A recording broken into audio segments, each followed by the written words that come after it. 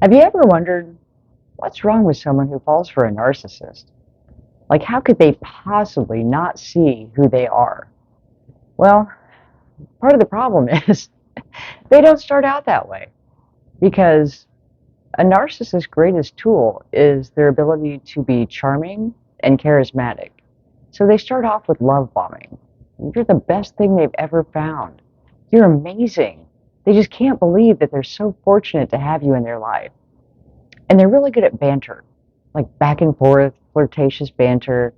And unfortunately, over time, that banter slowly starts to become more cutting and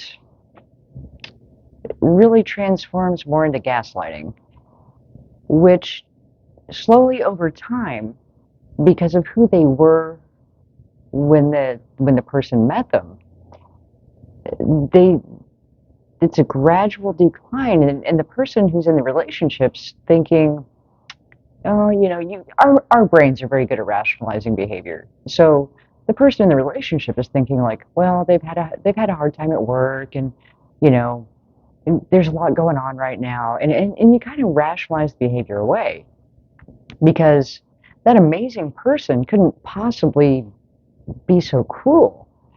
Uh, Unfortunately, yeah, you're just finally starting to see who they really are. Because if they came into the relationship that way, you'd immediately be like, oh, no, I don't think so. And the thing is, people who fall for narcissists are not stupid. They're not weak. They're not blind. Generally speaking, they're playing out childhood relationship patterns. And there can be a lot of wounding there. When you consider that, generally speaking, our childhood relationship patterns come from our interactions with parents. And if a person had a parent that they felt like they had to shape or change themselves into something or someone else to gain their approval, then they're going to fall right into that interaction with the narcissist. Because the narcissist is constantly reeling you in, throwing you back in the water, and then reeling you back in again. And that dynamic can actually feel comfortable to someone who has attachment pattern wounding from childhood. And another thing that could happen when we see relationships patterned by our family, and this may not be your parents, it could have even been your grandparents, your aunts and uncles, because I know for me, it's kind of all around. But when you think back to how few rights women have had until recent years, women were conditioned to accept poor behavior and just kind of gloss over it, make excuses for it, sometimes just pretend to be submissive to keep the peace because they couldn't navigate the world without a man, at least not very easily.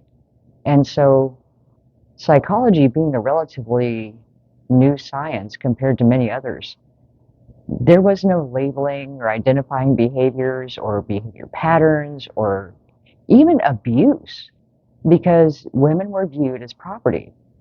So, what our parents saw their parents do got passed down, passed down, passed down. And because when we're young, our brains absorb everything around us as normal. So when you become an adult, these behavior patterns continue to repeat in your life. And if you don't correct it, it then repeats in your child's life as well. So if you are in a relationship with a narcissist, understand that you are not crazy, you are not stupid. And one of the things that they're trying to keep you from realizing is just how amazing you are because they don't want to lose control of you. And for anyone who's tried to leave a relationship with a narcissist, you know that for sure because people often wonder, well, why do they stay?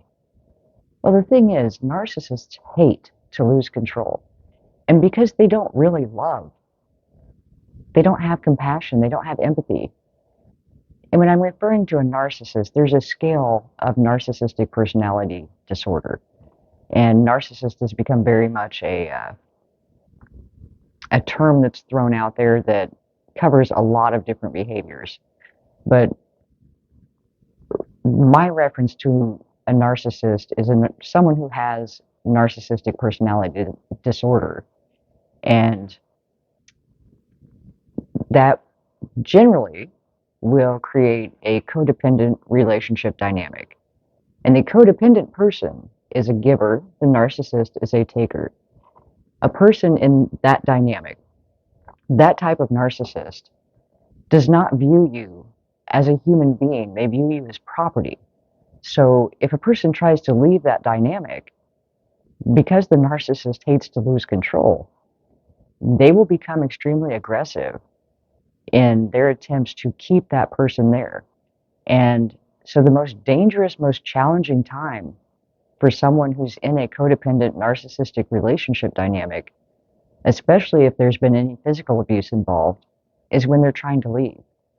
Because in extreme cases, the narcissist will threaten to kill the codependent person, their family members, their pets, their children, anything that they know that that person values and cares about.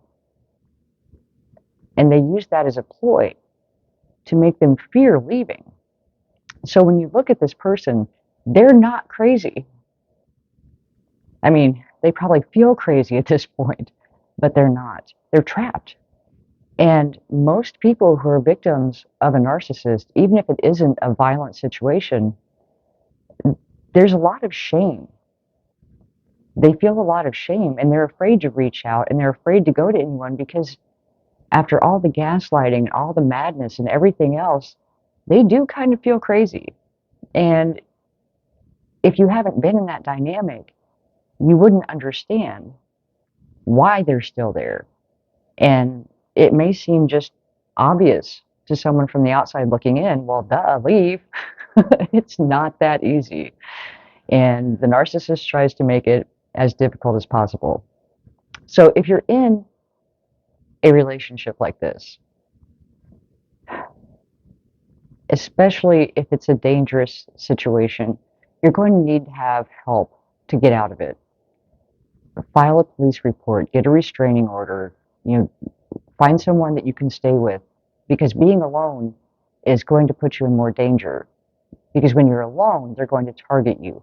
And I'm not trying to be an alarmist. I've actually lived this. And so it's something that's very close to my heart when it comes to keeping people safe, leaving these types of relationships. They will stalk you, they will follow you, they will go to your workplace, anything and everything to get under your skin, get a reaction out of you, try to keep that control. So once you get out, and you will, and you can, it takes time to regain your stability, but it's so worth it. And the thing is, remember who you are, like who you were before the narcissist. In order to break this cycle,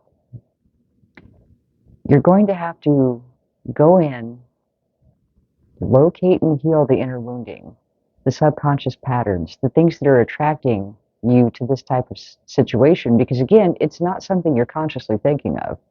I mean, you don't get dressed up and go out with your friends so you can find a narcissist.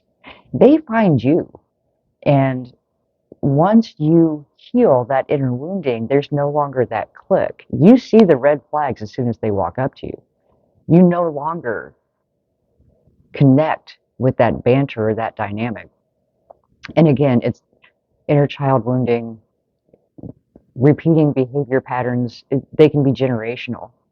And the beauty of that is the person who heals breaks the generational pattern, because they teach their children much healthier relationship patterns, and that goes on generation after generation. They just keep improving. So as difficult as it can be, and I mean, any type of true healing work is not easy, but it is so worth it, Because once you heal those inner wounds, and once you really get stable again in who you are and your value, when you realize what you bring to the table, you will never again be willing to accept scraps and garbage from anyone who wants to sit across from you. You'd rather eat alone because you know that, baby, if you ain't bringing nothing to the table, I don't need you here. So once you get firm again in your value, in your worth, add tax just to be safe. But once you escape the relationship, take the time. Find someone to walk you through healing those inner wounds so that you don't end up in just another relationship just like it. Because I can testify, you won't see it coming and you won't recognize it, and you'll find yourself right back in a similar situation. So I hope this helps. If you're enjoying the videos, if it's helping at all, please hit like, share, subscribe, give me a comment down below. Let me know if there's anything else you'd like to discuss that would be helpful for you. Thank you again. I will talk to you soon. Love and light. Hey, would you describe yourself as a people pleaser? Do you have trouble setting boundaries? Do you just feel exhausted from taking care of everything and everyone around you and feel like you always come last? Have you just been kind of going through the day-to-day motions, but you're not really living? There's just no passion, there's no adventure, no fun in your life anymore? Then this is the offer for you.